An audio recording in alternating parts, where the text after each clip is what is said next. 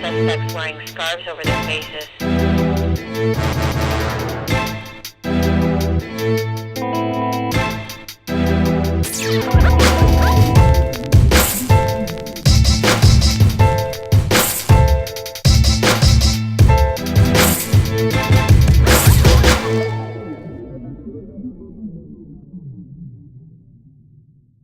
Hello, my name is Maor Appelbaum. I'm a mastering engineer from Los Angeles.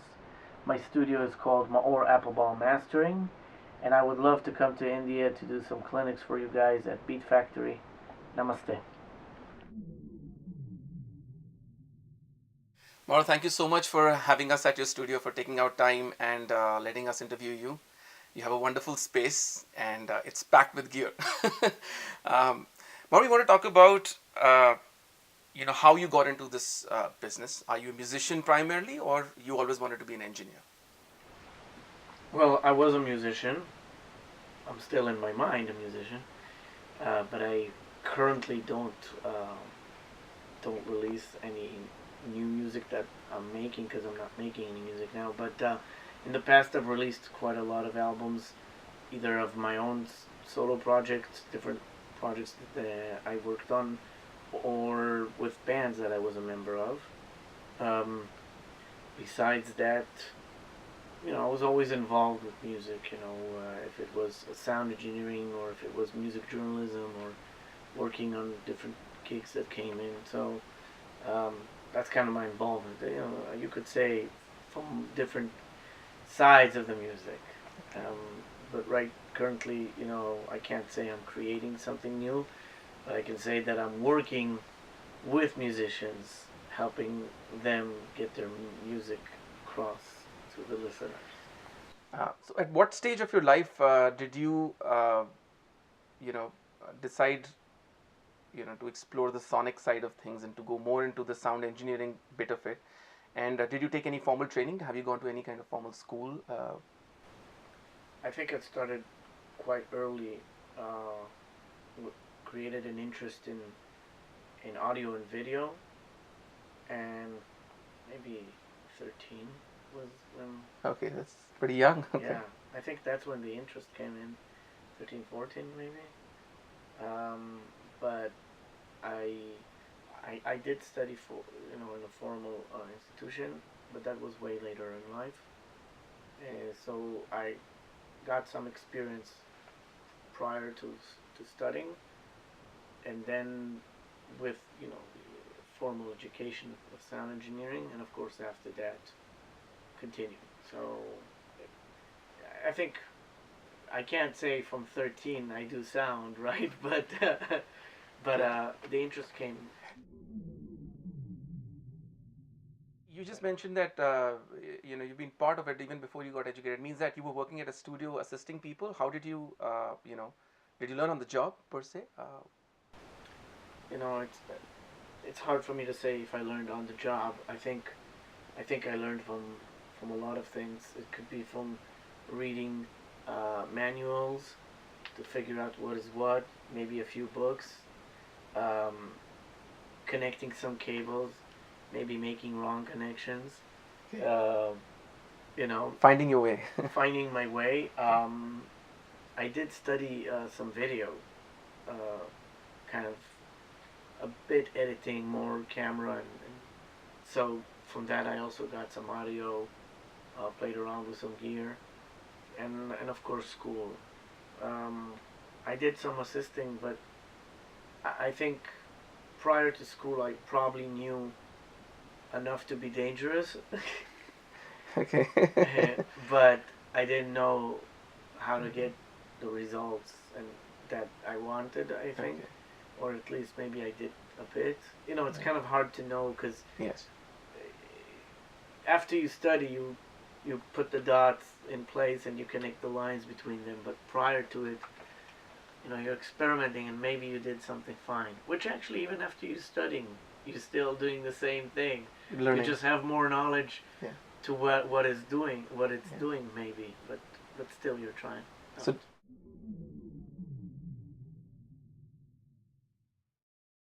So, Maur, do you believe that some people have like special ears to be able to hear things better? Do you think that it can just be, over time with experience or just with training, or do you think that there needs to be a special, way that you need to listen to stuff to be good at this? I think it has to do with talent, but I also think it has to do with perception. Somebody who's non-musical can still train himself to be musical. If someone guides him, listen to this, and in the end you're using your memory. That's how you remember how things sound, because it's your memory, it's not your ear. The ear only captures it, but what holds that information is a memory. So I think you can train people to become really good at in sound engineering, and I think there is a talent too, and also there's taste. You develop taste, and you can use that taste to guide you to where you want to go with. So I think it's a combination. If you have the talent and you're good at learning, you can become better. If you have the talent, you got a good teacher, you can become better. If you don't got the talent but you have good teachers, you also can get far with it. I think it's a combination, and of course, if you have it all, that's the best. But not everybody has it all, and it's fine. They can still become very successful if they invest, the time in it and the will and trying out as much as they can to become better. So, in general, I think it's a combination of everything. It's also exposure. If you're exposed to good stuff, you will notice when something doesn't sound right. We see your studio has, primarily mastering gear, and of course, we know that you're a, very successful mastering engineer. Were there any crossroads where you had to make a decision whether you want to be in mixing tracks for bands, recording them, or you knew from the beginning that this is what you want to do? Just very specific science, which is mastering. I didn't know about mastering until I actually been in a mastering session as an artist. I didn't know much about it. Not that I can say I knew much in it, but you kind of know a bit because you assume it's kind of like based on the same things as recording and mixing, but it's not. It's a different listening experience. It's a different approach. You have to be objective. You kind of have to bring that freshness and unbiased opinion and approach it. It's like being a fan of the music, but you have control on it. I think that I didn't know I wanted to be a mastering engineer till I got to a certain point where I found that I'm good at listening to it and helping it achieve that final goal by being that buffer in between the production and the listener, trying to make the adjustments that will excite the listener or make him connect to the music better, kind of like make it an engaging process so the listener feels like he's in the music, and that can be possible in mastering.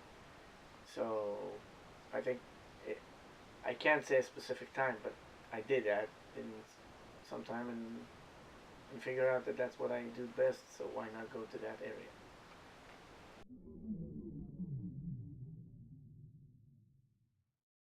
So Maor, just we want to know about some of the great clients. You got a lot of very successful people in your room. Tell us something about the projects and the artists that you work with recently or the recent past that you enjoyed. I just finished mastering an album for the band Yes, the Yes. British progressive rock legends. Of course. Yes. Wow. It's a new album called Heaven and Earth. It's coming out in July. I worked with the band El Nino, which is it's a metal band, metal contemporary rock with the Latin influences and grooves. I worked with Rob Halford and his solo band Halford. We've done a few studio albums and live DVDs. I worked with Limp Bizkit. We did some singles. I worked with Sepultura It's a Okay. metal band from Brazil. I work with Yngwie Malmsteen, who's a guitar legend, virtuoso, very famous, one of the most famous guitar players in the world. I've worked with guitar players like Walter Trout. He's a blues artist. I've done an album for William Shatner. Wow. Captain Okay. Kirk Captain from Kirk, Star Trek.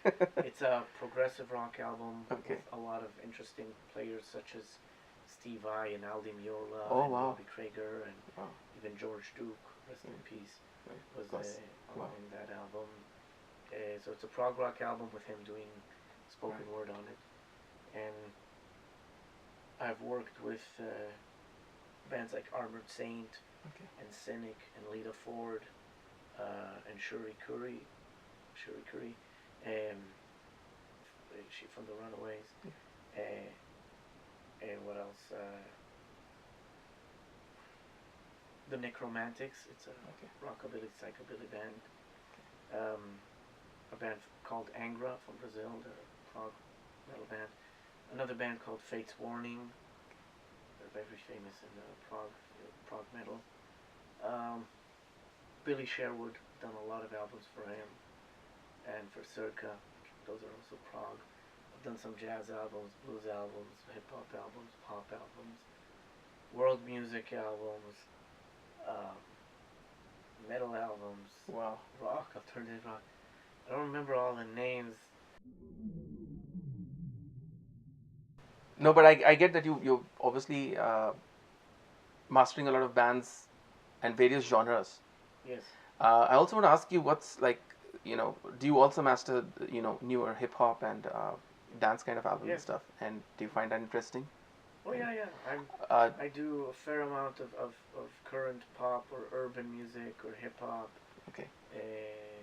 EDM, if Yes. that's how you want to call it. I just call it techno, trance. Right. Those are the original drum and terms. bass, Yeah. House. dubstep, Yeah. house, techno. Yeah. That's great. So now a very important question. Um, you have great skill and you use a lot of. I see you use a combination of a lot of analog and digital output that you have, and of course a workstation on which you do it. Now, ultimately, we all know that the music is being heard on, small speakers and headphones and laptop monitors and cars and stuff like. These are very diverse, uh, you know, representation of music, which is all very different kind of speakers with different ranges. So how do you know? I mean, how do you find that center point? What's that extra thing you have to do today which you didn't have to do like maybe in the last era to make it iTunes compatible, to make it work on small speakers and devices? I think in one way there is a difference, and in one way there isn't a difference. What I would say if there isn't a difference is we all want it to sound as best as possible. So that's still the main approach. What the difference is today a lot of the musicians record at home, so they have their own studio setup. They have monitors, where before they didn't, or at least most of them. So it's not just about small speakers, it's trying to make it fit in every system there is, or at least the most you can. I try to work on it in a way that I can check it on a different set of speakers, and I have a few sets of speakers. Another thing is when I send a project out, I ask the client to check it on as much speaker systems or playback systems he has. If it's in the car, laptop, earbuds, headphones, different stereo systems. And I always tell them, if there's a problem, tell me, and tell me what system, and then we'll try to figure out how to fix it. In most cases, we don't have a problem. And if we do have a problem, then we try to ask certain questions to figure out if that system has an issue. Like maybe somebody played with the bass and treble that morning. It's a wrong offset which is being blamed on you, so it's hard to, you want to try, if somebody tells you, look, in 9 out of 10 systems it works great, on the 10th it didn't, let's check what the problem with the 10th.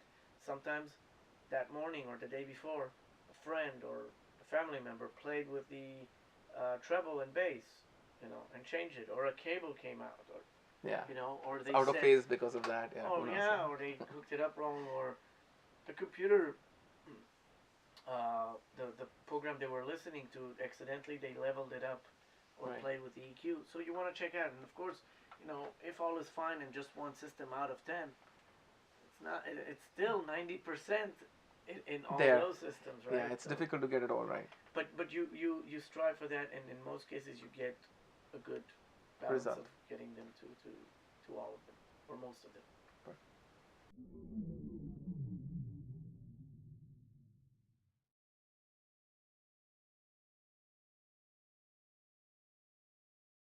Now another question: Loudness Wars. First there weren't any, then there was a huge era of Loudness Wars, and now I see again on iTunes and stuff, people are not making their tracks as hot as possible. I mean, so what's like your take on it? Do you think that are people, most of your clients still demanding very hot levels, insane levels, which you feel uncomfortable, or do you think it's changing? I might give you two answers. I might not. You decide. Sure. Well, I think there's two answers to that. One is I didn't participate in the Loudness Wars for a long time, and I'm happy I didn't because a lot of the older masters have done in the past years. They still sound good. They still translate really well, and people still give me a call and say, "I love how that album sounds." So even if that exists and existed, most of the projects I've worked on, I didn't push them loud. It's not about the compression, it's just that how loud it is, and I didn't do that in most of the projects I've done. There are still some that I did push because the client insisted, or the record label, or the A&R. I personally prefer not to push the levels if I can. Keep it to to a place where I think I'll put it in a place where I think it sounds nice, it feels good, it doesn't fatigue you, and it gives you that energy that you do need and makes you want to crank it up even louder and enjoy. But there are albums that I did push loud or very loud because the client insisted. Even though I when I do so, I tell the person, beforehand, or you want to call it before time or up front, whatever you want to say. I tell the person this is what it's going to do. Are you cool with it? Some of them, oh, you know what, you're right, let's keep it as is. And some of them, no, we prefer to push it. And yeah, okay. And in that case, they made a conscious decision based on the information I gave them. And if they insist, we keep doing it as they want it. If not, then we can go back and not make it loud. I think it works against most of us when things are going loud. It makes it fatiguing. It makes the album less interesting to the ear for a long period of time, and it shortens the shelf life of the music. But you can't control everything. There's people who want one thing, there's other people who want a different thing, and everybody has its own taste and preferences, and they make the decisions. In the end, it's their album or their single or their EP or their promo. It's it's their product. So And I understand that's a great insight into understanding it. You get both type of people, but your preference, of course, is to keep the dynamics, is not to go crazy. my preference, yeah, I not only look at dynamics because there were stuff in the '80s that didn't have much dynamics, but they sounded great. Anyway, So it's not just the dynamics; it's really more about how it's pushed. right. And when it's pushed, it sounds less good loud. Yeah. You can have something that doesn't have much dynamics, but it's not loud, and it Still sounds will good. sound good. Yeah, because Yeah. it's not pushed to the max. You can still play with the volume knob and see where you like Very it the good. best, Yeah. and not have it so loud that it only works good in one notch above nothing, or two notches, and then when you crank it up, it's already too much. Maor, I want to ask you about sonic flavors. Now, you have so many tools at your disposal, from tube to solid state to digital. And then again, I know that you can have various approaches to doing the same thing, and it would sound great in those various methods and ways. Of course, you have your preference. I'm sure a few days, and then it changes. Now, when your clients come in, I want to know how educated are some of the clients. Are they specific? I mean, clients were looking for a specific sound. Like, do they give you a reference as in, okay, Maor, this is like a sound from the 60s which sounds like tape and it's little saturated like tube and stuff like that.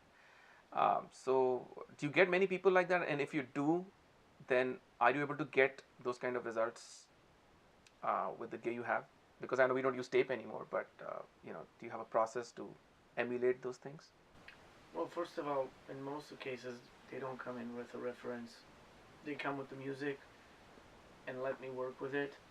I'm open to opinions. I'm open to suggestions and revisions. For me, it's part of it. I ask, do you like it? They tell me if yes or no, and if they tell me yes, great. If they think they want something else, I'm like, okay, what do you like in it? What do you want me to do? Any suggestions? And I go with them. I work with them on that. I always keep an opening, kind of an opening in the work and in my mindset that there's going to be changes. So I'm ready for that in case they need, and of course it's part of the actual process. So I might nail it on the first time. I might, make it happen immediately. They'll be like, wow. Or they might say, it sounds really good. Can you just add this or this? Or can you move that file like earlier or more or forward or fade or so I'm very open to that, and we'll do the change till they're happy. Regarding the different sounds, if they have something specific they want me to go to to bring their music to, and it really fits their music and sound, then I'll ask them, give me something to reference so I'll understand what you want. Like I said, in most cases there's no reference, but they just want me to do what I'm doing, and they're open to give me Their opinion. and feedback about it. Yeah. I have like a dark question for you. This question is that I know this might be happening rare, but it does. I'm sure you've come across cases where the mixing has issues which can't be fixed. I mean, as per the result that the client is looking for in mastering. Now, there might be cases where the balances, obviously can't be fixed in mastering. It's a 2-track you're working with, or maybe a 5.1 that you're working with. Now, in those cases, are you comfortable being upfront with the client? Do you tell them on their face that this needs to be changed before you bring it to me, or it's something that you try to salvage always in mastering? Well, I believe that if you bring a good mix, then you can enhance the mix much better than try to fix the mix and enhance. In a lot of cases, you do both of them. You fix and enhance. Uh, you want to fix the least amount and enhance the most amount you can to improve it, if needed. If not, then you do just a little, if needed, as well too. So, in most cases, I'll tell the client, you have too much of this or too much of that, or we need to cut that. Maybe go to the mix and fix those things. If they can, they do it. If the client can't, but he works with a mixer and the mixer can, maybe we develop a dialogue, we talk about it, and sometimes we can't because the mixer or producer is already on a different production and we can't recall it or make the fixes. Then I work with what I get. So it's case by case, but I always prefer, if there's a possibility to fix something in the mix, to do so. If they tell me they can't, then we work with it as is. There are cases where I try to fix before I approach them to fix, at least to see if I can do it. And if I see that there's a price to do so, like if I fix it and I see that I'm cutting too much of something in order to fix that, then I'll call the client and say, let's fix it. Perfect. That's great. So more, we've talked about technology, we've talked about your working methods. Now I also want to talk about, the trouble periods. This is when clients come in with, certain type of mixes which might not be at a level, and then they're expecting a great result in mastering. So do you have to play the bad guy sometimes and send them back, or do you almost always fix it in mastering? First of all, I don't think saying the problem is being a bad guy. Because Okay. you want it to be better than what it is. Right. You're wanting better for your client. Right. I don't think that's being a bad guy. Right. There's politics involved sometimes and drama inside, but first of all, it's not being a bad guy. Just because I want the client to be happy and I want them to have a better product, that comes from a goodwill and good intentions and good whatever you want to call it. Sometimes you've got to open a dialogue with them and see how much they're willing to make changes, if they're open to that. And sometimes it's not the band, it's the mixing engineer or producer. And you got to talk with them and see if they're willing. Some of them will be willing, some of them won't. Right. Those who are willing, you start doing this as a collaborative effort. And if it works, great. If not, then you have to understand that there's a limit to what you can do with them, and now it's your turn to try to figure out what to do with it. Right. I think that it's very healthy to have an open communication with the client, and if possible with the people involved, either mixer, producer, or the band itself, artist. Whatever they can fix would be way better than we're trying to put a patch on it. Right. Because if they can fix it inside the mix, then I don't have to do overall fixes. Right. I can just deal with the overall result. Right. And, I find myself a lot of times discussing those issues with the client. Right. Sometimes you can't. Things were done half a year ago and they can't recall it. Can't be fixed. You have to live with what you have. with what you have, and you got to work it out. Okay. And sometimes they're just not willing to. There are people who are not willing to make changes, which, you know what, if I can't say it's bad, I can't say it's good. It's just it The happens. way it is. And sometimes they don't want to make changes, and you find a way to make it happen and work good for it, and in the end you're like, hey, you know what, I worked it out. It's fine. That way it didn't create too much tension. Sometimes it does create tension. No, that's great. Another question is your approach to mastering a single versus mastering an album. Oh, okay. Well, a single, when you master a single, you don't have to think of the songs before and after. You don't have to make it sound cohesive in comparison to an album, where a certain song will affect the one before, the one after, or the one before will affect the actual song that you're working on. So a single is it's like an independent thing. You just go and do it, and it comes out as you want. Where in an album, each song that you master, you have to connect it in a way to the other songs, make them feel as part of a whole. Okay, so that's an important thing besides getting but you want to have a consistent sonic signature on the track, so it sounds like a record. Yeah, it could be an EP, could be an album. Could be an album and stuff like even that. compilations, even if the songs are different, you try to match them as you can. Maor, earlier we were discussing something interesting too, which is attended versus non-attended sessions. So we want to hear that. You want to tell our audience about your approach when you get clients. Do you allow them in this room? And if not, then why? Well, if they insist on having an attendant, I will bring them to an attended session. I don't suggest it because I think that most cases the artist or client is most comfortable listening in his own listening environment. And that's where he judges things. So if he sits here in the room and tells me I want more of this, more of that, this less, this that, whatever he says, then he goes to his environment and it doesn't translate like he wanted. Yeah. Basically, it's kind of his fault, Yes. because he asked for those changes. Right. He approved them here, but not there. So I would say for me, it's better that I'll do it. I'll send it to them, and if they feel in their environment that they need changes, they tell me, and I make the changes, and they check again in their environment. Yeah. That way, I'm open to the idea that it doesn't fit exactly what they wanted. And it's like one whole stage is avoided. It's more productive because that's where they're going to hear it anyway. They're going to judge you by hearing it on their system. Right. And of course, it's they don't know your room. Your room. You'll be working here every day, and you've designed it to sound a particular way.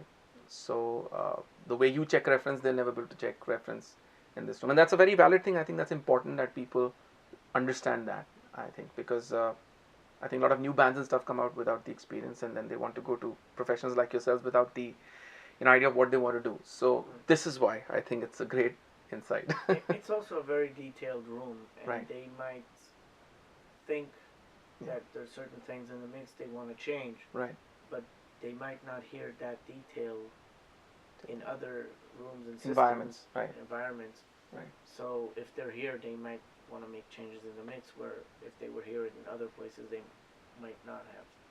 So I think that, you know, Yeah. it's important for me to hear very Yeah. detailed, Okay. but I think, and also for them, of course, in some Yeah. way, but if I work on it and send it to them and they like how it sounds in their systems, Right. they check it on other systems, then it will work good for them.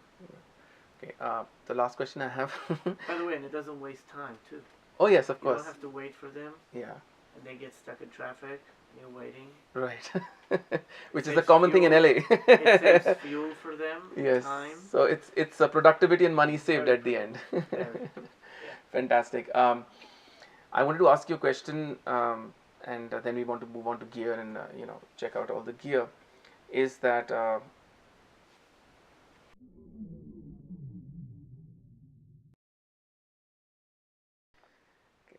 crucial question? A lot of listeners at home try to attempt mastering, at their own place. Of course, some of them are doing this because they're just still in the learning process. And when they see a lot of hardware and stuff, they get like into a place like that's the only way it can be done. So direct question to you, Maor, do you use plugins for Yeah, mastering? I use plugins in addition to hardware. The main tone, the vibe, the how do you call the feel. At least the initial part of it, most of it is done here with the desk and all the gear, all the equipment, from compressors, EQs, enhancers, all types of gear. And then with plugins, I can do a few more tweaks if needed. Sometimes I don't use any, sometimes I use. Okay. But it's possible, if I need it, I have plugins at my disposal. So it's not something you don't touch at all. It's something if you need it, you will go to plugins. Oh yes. If I need a piece of gear, I'll use it. If I need a plug, I'll use it. Okay. It's no anti. Fantastic. I think that's a great answer, and that's great. I think thing for our viewers to listen and know that it's okay. Thank you so much, Maor. Thank you for taking out your time, and we're really, really happy, to have come to your studio and talk to you and get so much insight into the real world of mastering from a professional himself. And we'd love to bring you back to India to Beatfactory and do a workshop with you. I think people in India could really, really learn a lot from your experience and your skill. Thank you so much. Namaste.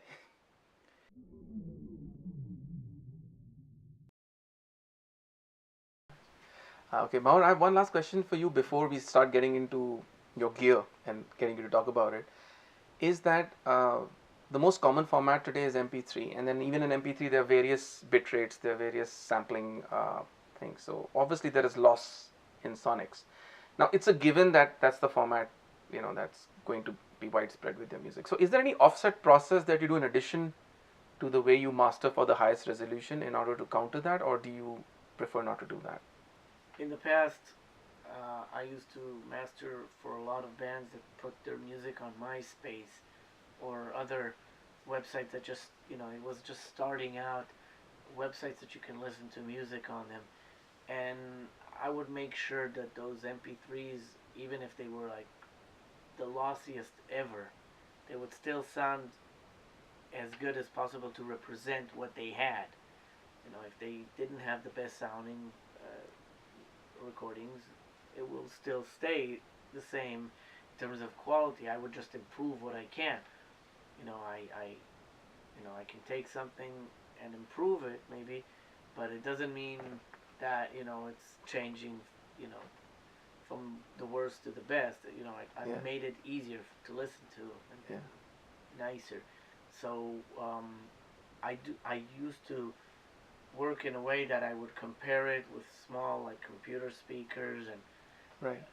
different ways to try to figure out how it works. And today it's a bit different because I can hear MP3s here in these systems, and so I can compare if needed. And of course, in time you start learning what works good in MP3s and what works less good. So there are ways to do it. Basically, it's really listening really good to it and trying to make sure things are not going overboard. Perfect. That's great. That's good to know. Let's get into the gear.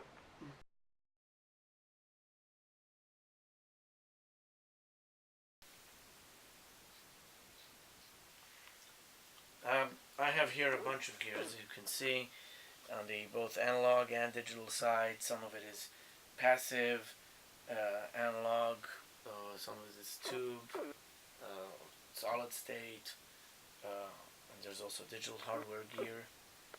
There's EQs like these that has motors in it, and they can move and change settings. Brilliant. And there's EQs like this, and a lot of the gear is modified, set in a way that it sounds different than some of the ones you can buy. There's custom chains here that I, designed, if you want to call it design, or set up so it works in certain ways. And there's a combination here of both analog and digital processing. So I can just choose what I want. I have a few types of converters. Great. They're kind of boutique, custom type converters. Yeah, we see some standard stuff and some very unique stuff too, which Yes. we've not seen anywhere else. It's a combination of Okay. stuff that is the industry standard stuff you got modified. And And sometimes it's a small modification that does a lot. Sometimes it's a huge. And sometimes it's just something small that helps it become better for me. So yeah, Brilliant. that's in general. no, that's great. It's a lovely suite, and of course, most importantly, it's the skill. It's the skill behind the gear which makes stuff happen. And of course, we've heard all your records, and many of the artists that you named are familiar with us. So we want to go back and revisit some of the music, and listen to your work again. Thank you so much, Maor, for letting us have some time out of your busy schedule, and we hope to see you in India. Take Thank care. you very much. Thank you. Namaste. Thanks. Flying scarves over their faces.